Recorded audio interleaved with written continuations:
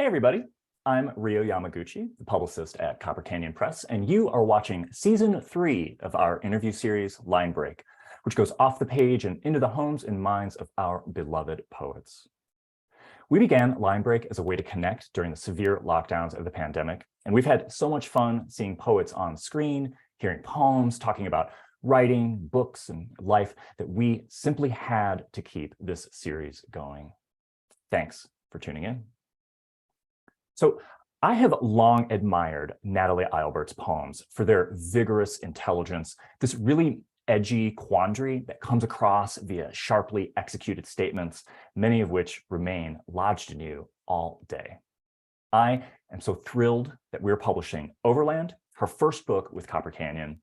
Natalie, thank you so much for being with us as a whole, and specifically today, I'm really looking forward to our conversation. I kind of want to start here. Folks might not realize that we are recording kind of early in the day here. It's kicking off probably both of our days. I think it's 9 a.m. there, 8 a.m. here. So I kind of want to ask you this question. Are you an early riser? Do you have a pretty typical morning routine? Are poems involved? Ooh, great question. And here's the thing, I want to tell you how rigorous I am in the morning and how I, first thing I do is think about poetry. And in a way I do, when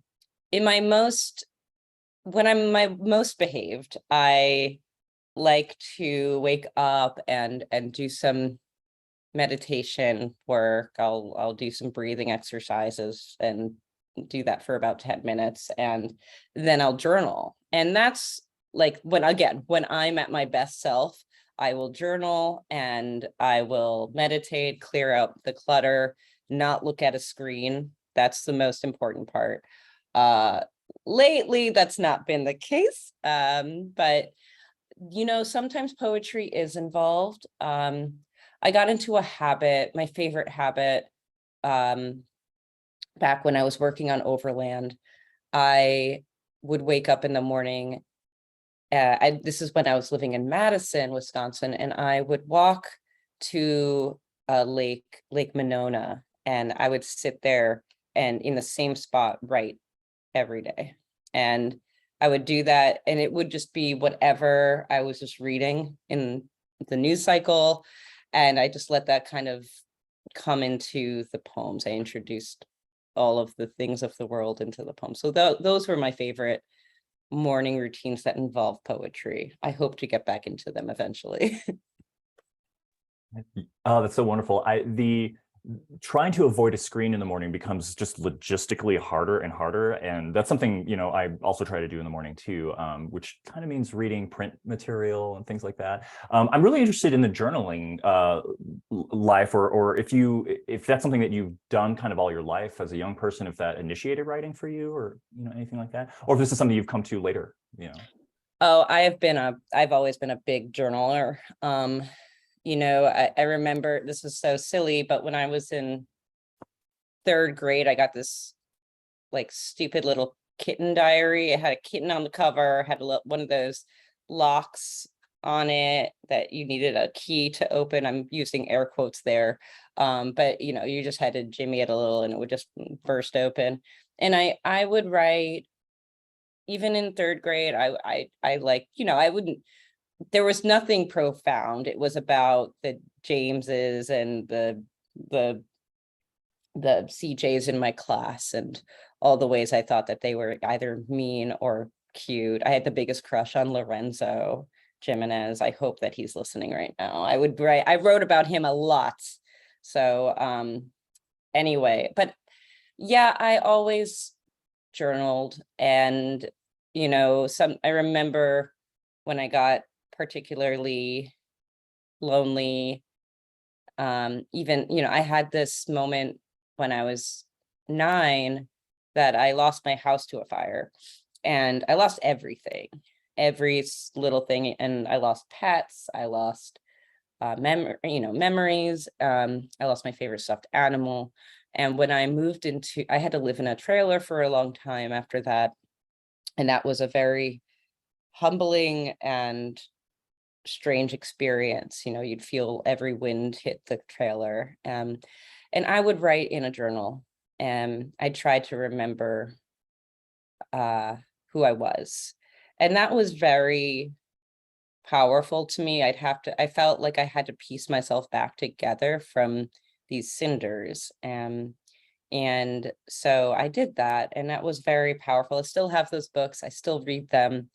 They're not, again, it's not Pulitzer worthy, but it's very interesting to see the ways that I had to grow up very quickly after a great loss, and the ways that I was describing a hurricane hitting the trailer, and the way that it we were kind of seesawing between parts of the mobile home.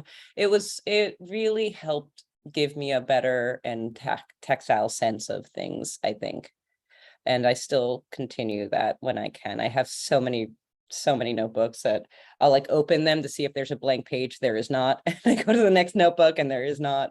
So yeah, that's been a very important practice. I think we take for granted the thoughts that aren't worth poetry, the thoughts that aren't worth capturing.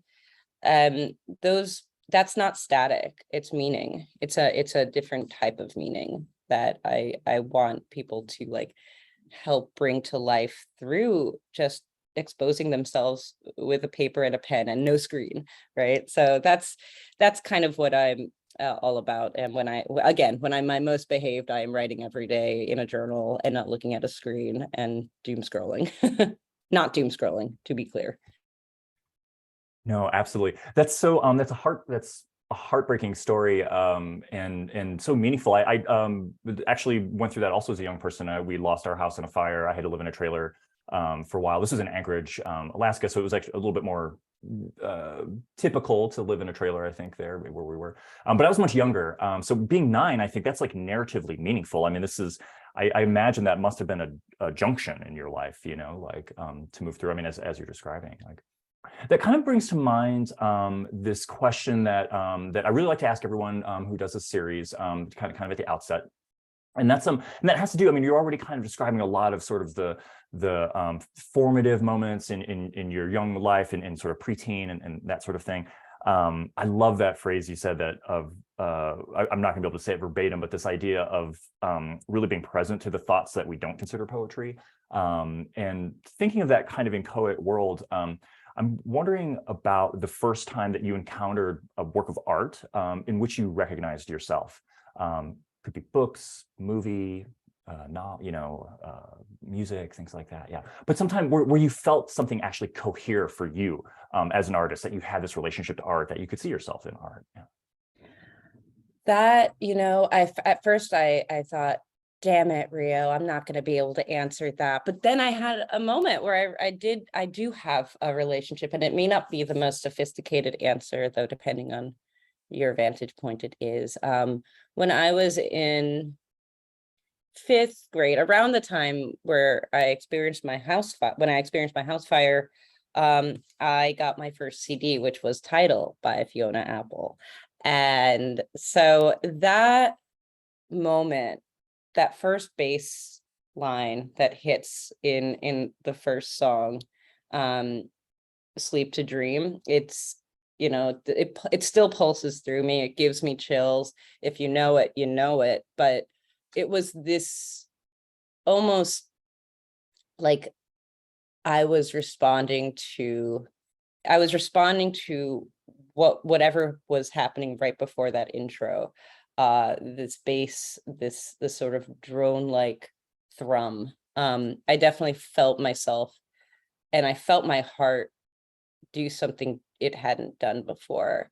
And when I started to really read her lyrics, because, back in the day, for all those youngins out there were little booklets in the CD, and you could like go through the booklet, and sometimes there were stories attached to the lyrics. And but I got to I got to some of the lines about pain and physical abuse, and something cracked open. I had experienced that as a kid, and I had known something was amiss. And she articulated this so well in all of her songs. But so I definitely felt connected lyrically.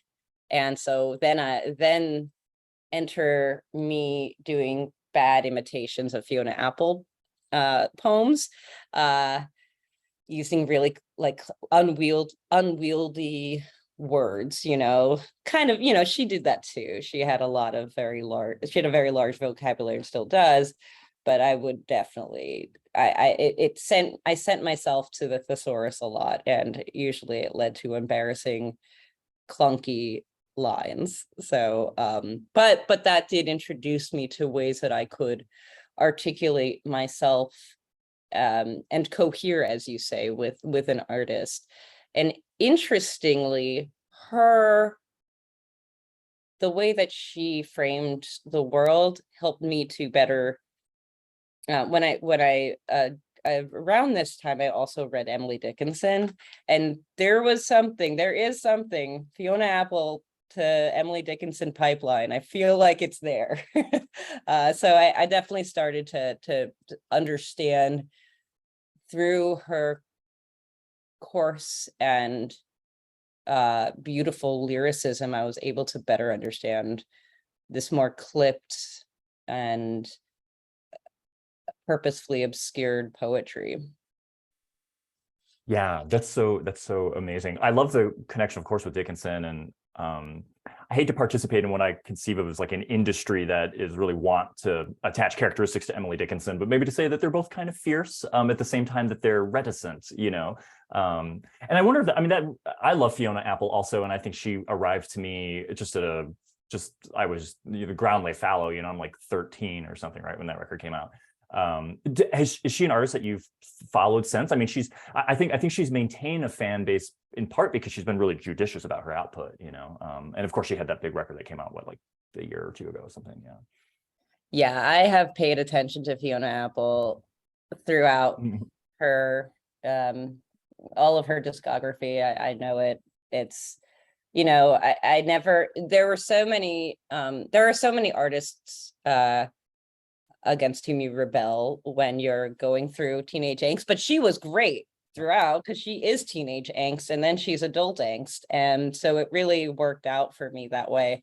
Fetch the Bolt Cutters is a marvel, and again, that fierceness, but it's not just the fierceness, it's her ability to invite in every hard and uncomfortable thing, including her own malice, which I really appreciate, because we're not always the good people that we think we are. And I really appreciate that there is this underlying meanness sometimes in our intention, and that she just really brings out. Not to say that I'm mean or anyone's mean, but there is something there's something freeing about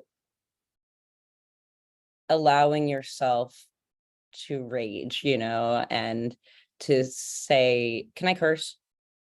Yeah, of course. Yeah. Just to say like fuck the pleases and thank yous of this earth. I am not grateful.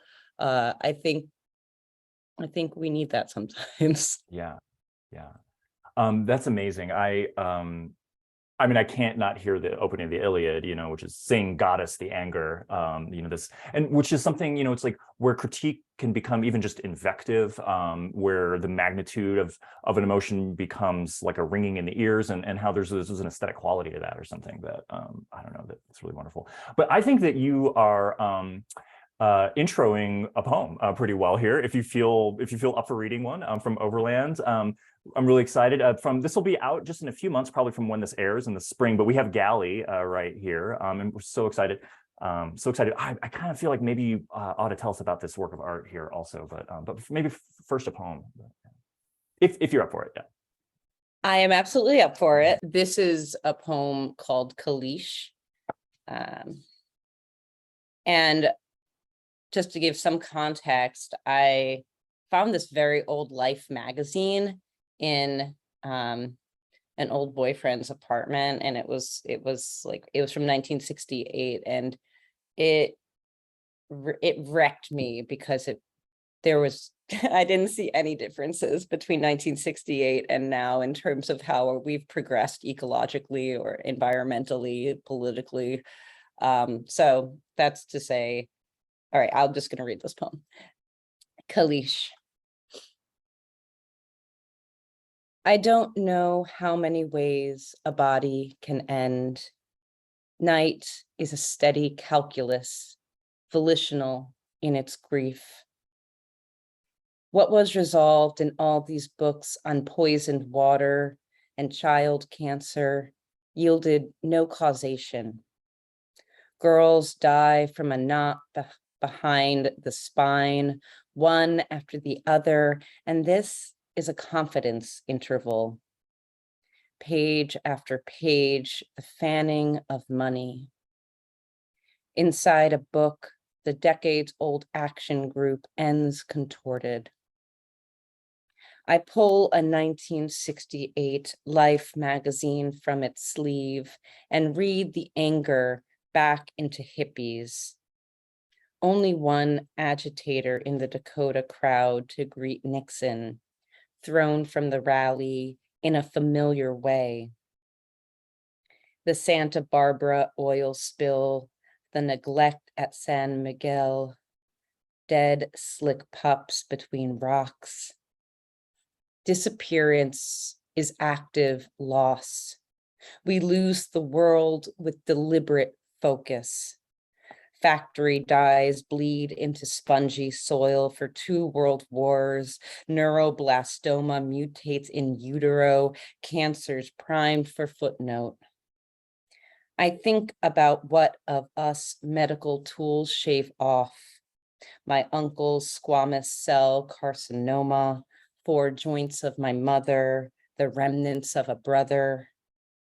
San Miguel's centuries-old root system remains in a calcium carbonate cast, the vegetation gone. Tourists call this a forest, but it looks like a statuary of Marys praying every direction for a relief that cannot come. We can say the sun drenches earth with gold. All day we can say this.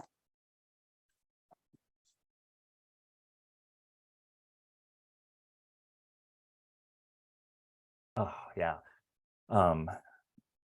That's so powerful. I mean, you know, at the outset of this, I said that so many of your lines like stick with me all day, and that's, I mean, there's like 10 of them there. I mean, the image of the Marys, the statuary of Marys, and in their different directions, are so fraught with anxiety and pleading. You know. Okay, that reading resonates. A whole page of questions I've got over here, and so as they're all sort of lighting up in my emotional intelligence, I'm trying to find one. I kind of, this one place I sort of want to start a little bit in this kind of conversation about your work is maybe with a question our wonderful intern Toby wrote, and I'm just getting to it here. And I really like this a lot, particularly because of the way this poem kind of starts and this direct sort of address to the body. And I think I ought to just read this question verbatim. There's a couple other quotes here from some of your lines, so this will be a good little collection of quotes too. So Toby asks this. On the liveliness of language, you write, quote, "I would die for language as language dies in blood." In Virgin Psalm. And in Consultation, you write, "Nobody was ever around to guard me like a guzzle." How does the materiality of the body and the materiality of language overlap for you?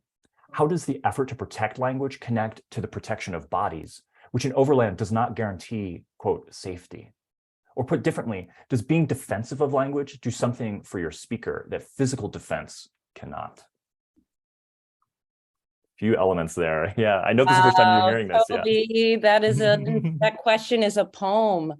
I think about language a lot, of course, as a poet. And there's another poem in the book where I say, and this is the last poem in the book, The Limits of What We Can Do, where I say, I like poetry because there are no miracles in it. And I mean that with a little chutzpah. There's obviously miracles in poetry, but it's not the miracles we think. Language and the idea of poem as armor is so beautiful to me. And it's given me resilience and strength and has offered a structure in a structureless world. I just wrote a poem where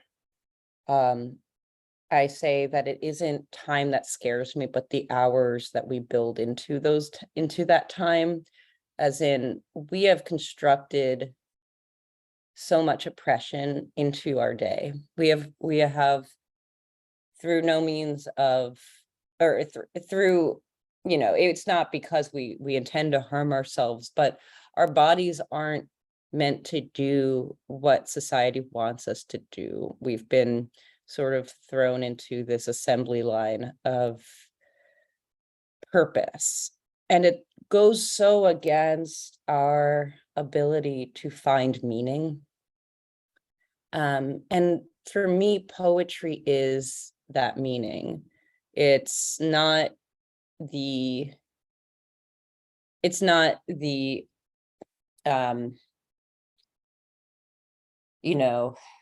checkbox at the end of the day. You don't say I wrote a poem and things are better. But it's language and poetry prioritizes observation over this capitalistic need for something. We don't need, when we're writing a poem, I mean, we do need in the capital N need, in the romantic R, capital R need, but we're not trying to do anything. We're not trying to turn a profit, is what I mean. And I may be going a little off the topic or the beautiful question, but I think about the way that poetry is able to protect me and many of you from the violences of Earth. And it's not real protection. It's a psychic and cosmic and powerful protection that leaves us raw. So there's a paradox to being guarded like a gazelle. There's a paradox to wanting to die for language, because language, it's like, it's this hovering ghost. It doesn't intervene. It is just behind your ear, right? Sometimes whispering to you. I'm mixing a lot of metaphors, and I think I'm doing that because I have a lot of thoughts about this, but I'm trying to capture them at once. But I think, going back to what I said earlier, those thoughts that aren't poetry, that is language too, and it's powerful language. You have these ways in which, again, the world wants to confine you to one mechanism of language, and we can't. As poets, I almost said partists, as poets, as artists, we cannot be that we're not monomaniacal. We don't work in this system of monolith, and we won't. So I think in that sense, that's how I see the sort of incarnation of poetry in this physical sense. It's complex. It's not bound by some divine meaning, at least not for me, but there is something very present and yielding about the ways that we can form meaning from the internal structure of words and poetry. That's so powerful. And I love, I mean, what I hear kind of at the center of this is this idea of like utility in language. And I love when sometimes conversations in this series, but so many conversations I'm privileged to have, return to the uselessness of poetry. And I just adore that concept. You're kind of answering another question that I sort of have here that is a far more ordinary question, which, if you don't mind talking about journalism also, if folks know that you're also a reporter, kind of, of course, there's a sort of obvious question I have about the difference between writing clean copy on a deadline versus writing poems that are pushing the very edge of what language can do. Do you demarcate those, like, in your mind? Do they have a dynamic, a relationship? Yeah. They do. I think, when I just mentioned observation and the power of that, and of course, Carolyn Forche as a being who encompasses both journalism and poetry is the person who coined poetry as witness, right? And so this idea of being present to witness is absolutely an overlap that I see in my own work. It has it's transformed over time. The reason that I got into journalism in the first place had a little bit to do with the limits of what poetry could do, which is funny given the last poem in my book. But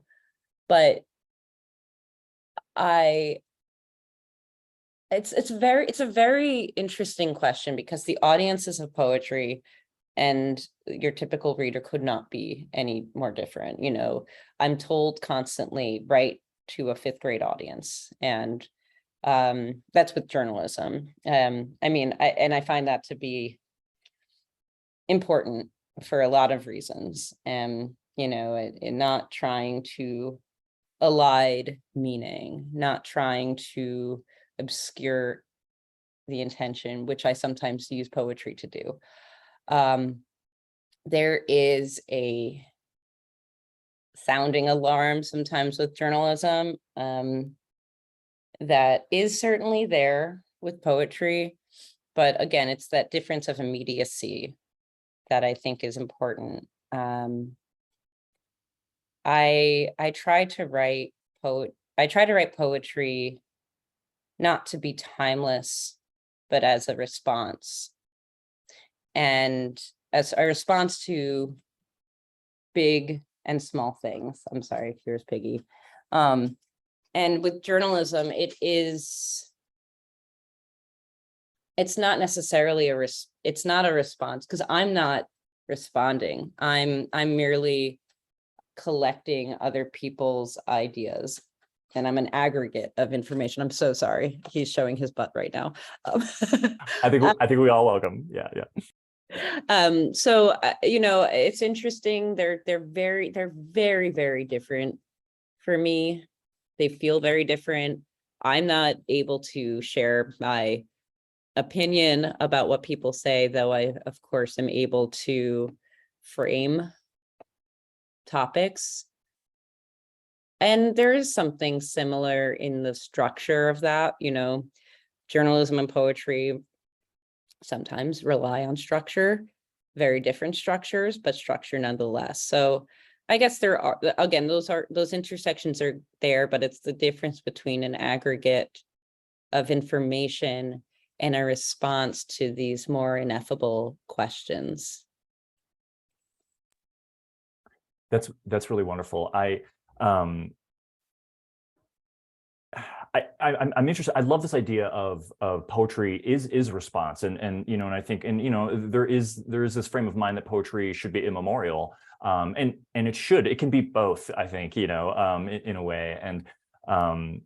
Well, I'm glad you brought up Carolyn Forche, and a quick plug here for our last season, in which we had Carolyn Forche on. We talked a great deal about poetry of witness, particularly in the context of the Russian-Ukrainian war, Russia's attack of Ukraine. I'm thinking about one thing that I think that has been sort of an element of all of these beautiful responses that you've been giving, which is this kind of idea of like the indeterminate of poetry as poetry is really grappling with like very untidy concepts, that even the idea of malice and being able to approach malice and be present to it, even if it's something that maybe is unpopular or something that that creates shame or these other feelings. Let me go to one thing that I really wanted to kind of ask you about, and the word I'm using here. Okay, so eco-justice is also just a major element of Overland, and I think that it's in a way it's an advancement of your interests and your topics, and the way that you're combining eco-justice with justice for women, with bodily justice, sexual justice, gender justice. So that's of course a background to this question that I'm about to ask, which is sort of eco-justice and bodily justice. But the word that keeps coming to my mind is pollution. And this idea of course, there's pollution of the earth, but something I also see a lot in these poems, and let me just bring my copy up here. Something I also see a lot in the work here in Overland is this idea of moral pollution or like confusion. Nothing's easy. There's no panacea. In the title poem Overland, you have this great line, which is fairly pedantic, but it's really illuminating. Quote, "I pay for organic, the $1.20 that could keep a village fed for a week, the payment a wish to clear my name." I was wondering if you could kind of talk about this sense of writing poems from this vantage, where guilt and critique and privilege and civic action are so sophisticatedly, complicatedly intertwined. Are there particular writing techniques that you go to illuminate these kinds of contradictions? Yeah.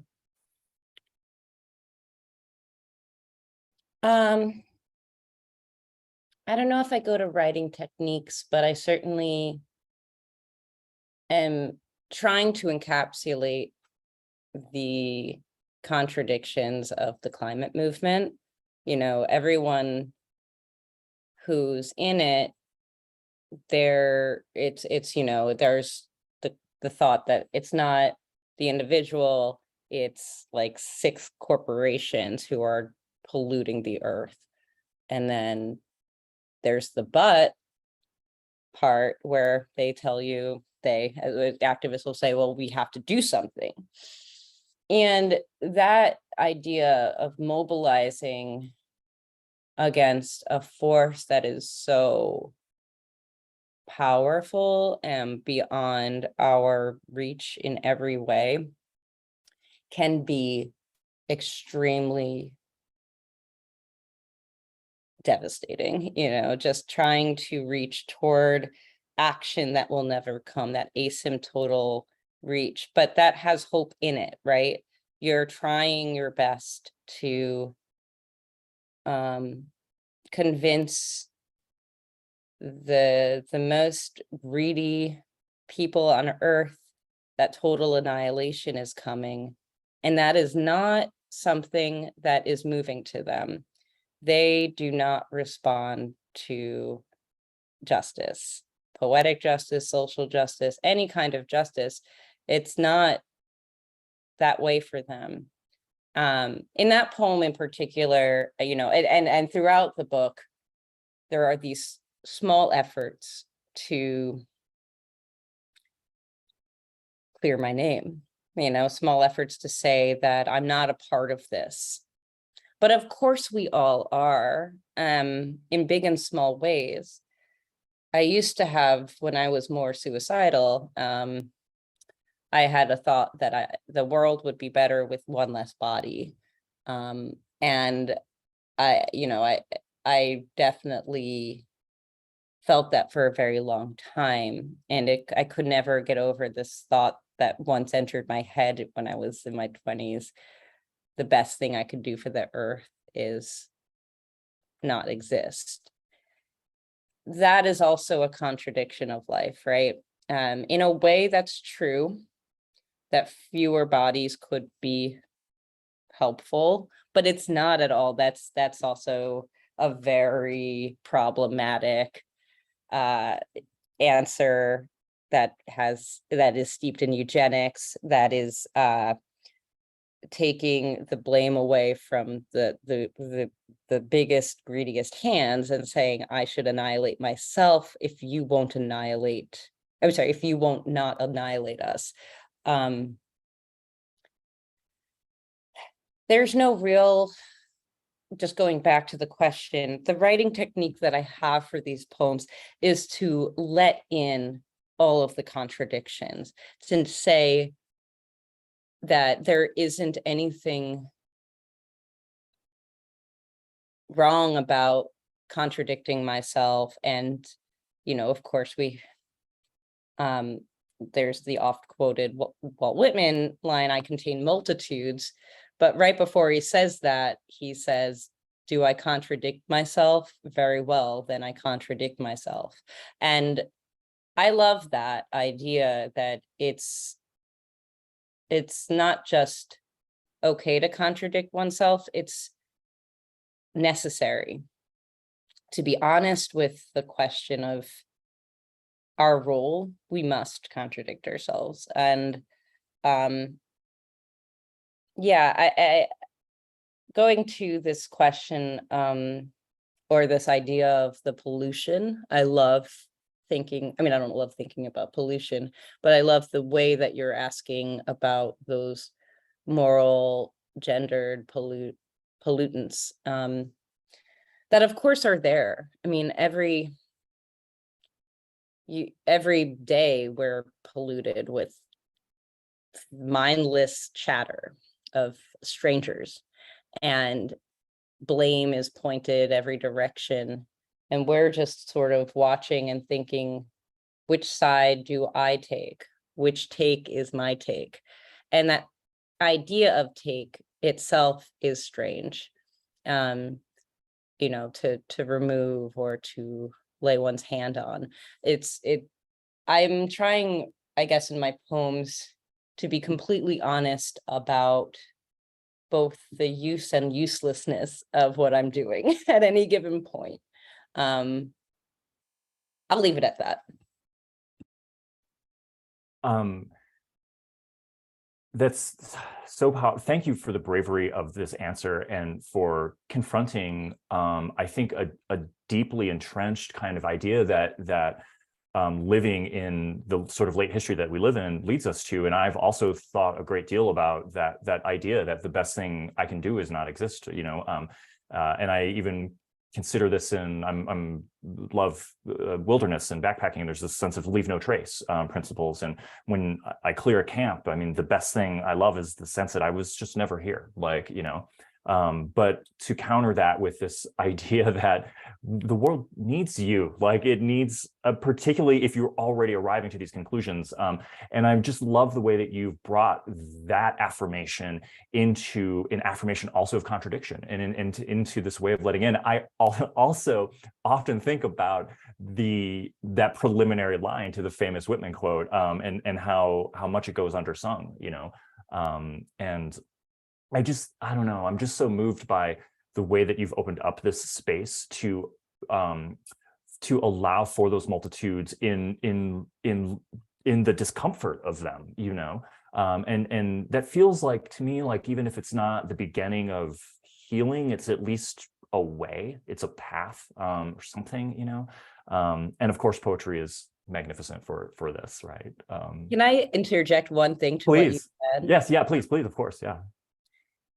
The idea, Ryo, of leaving no trace is beautiful, and going to the campground and picking things up as though you never existed. But I will counter and say that we imbue our energies, and I know this is going to sound very woo-woo, but we do put ourselves into that day with those things. And it may not be traceable to humans who are always looking for the most useful thing to trace. It may be useless to humans to trace where you were, but you were so useful in that moment with Earth. And I think we take sometimes for granted this idea of what is and isn't useful. Our relationship to putting our hand on a tree has no economic function, and it is the most profound thing that we can sometimes do. So there is no trace in the physical, most capitalistic sense, and also the ecological sense of not wanting to put garbage, but the trace that you leave and that we all can leave when we go into the forest has more power, I think, than any drill. Yeah. Yeah, thank you so much. I I very recently had placed a hand on a particularly beautiful Doug fir when I was in Washington, and was feeling, well, you know what I thought to myself was, here's what I'm going to leave, and I'm going to sound woo-woo here. Here's what I'm going to leave, and that's my love. You know, I see you. You know, that kind of thing. Like, and I don't know. Well, that's wonderful. Okay, I would love to keep.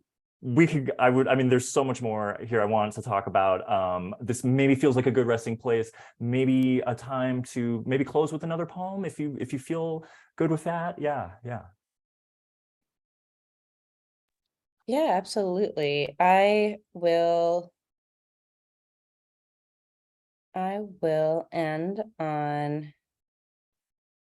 well, since we were on the topic of existing or versus not existing, I'll read this poem that I never read, which is exciting. I guess I haven't read a lot of these poems yet, but you know, that's for another time. It's called It's a Girl. In this first segment of the last landscape, you pick up old poems you've written. They are the first poems you considered worthwhile. Your mother leads you to the master bedroom to show you your birth cards. People now dead congratulating you on being born. They say, "Natalie Dawn, we hope you are a good girl." And mud floats up your throat. The filter of a cigarette trapped in the waste bin, the note to Catherine telling her and scribbling out just when he let you go from between his legs. You remark on the roundness of your face. So 16 and precious. What a little baby. 3 years earlier, he reached into your body and presented you the stone of your name. Ah, Aunt Rose sent her love to the girl. The members of the bereavement group say, "Rainbow, rainbow." Daniel was the only boy for whom your parents threw a baby shower, and great-grandma didn't come out of superstition. In his death, no more showers. A crib from the money guarded the rest of us. A cage of blonde good luck. In the next segment, a letter you wrote and a letter you crumbled. You tell us Daniel is the best boy among us because he turned blue and stopped. You dream, and it is wretched as the horse whose hair was rinsed with flame. You swallow spinach, and it is wretched as the origins of immolation, a sauce sprinkled with sacrifice. The night is dense, and you rest alone. You rest, and it is a boring sentence. You flare your cheeks. Dark seams of skin taunt your body. A brother who is dead, who had never lived. Isn't this the curse? Light, not a trick, but a necessary source.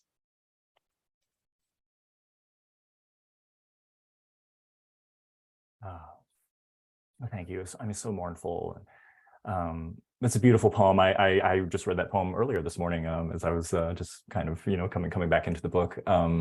So wonderful to hear that. So wonderful to talk with you, Natalie. Thank you for taking this time today and for venturing into all of these lush and challenging and meaningful topics. I don't know, it means a lot to me. And so I'm really grateful for it. And Yeah, and I hope all of you, out there have enjoyed it. And I guess we'll take the theme of this topic and just say, be good, be mean, be everything, be all of it, going forward. Yeah, and Natalie, I hope you have a wonderful day. Thank you again. Thank you, Ryo. This has been so wonderful. Thank you. All right, we'll see y'all next time.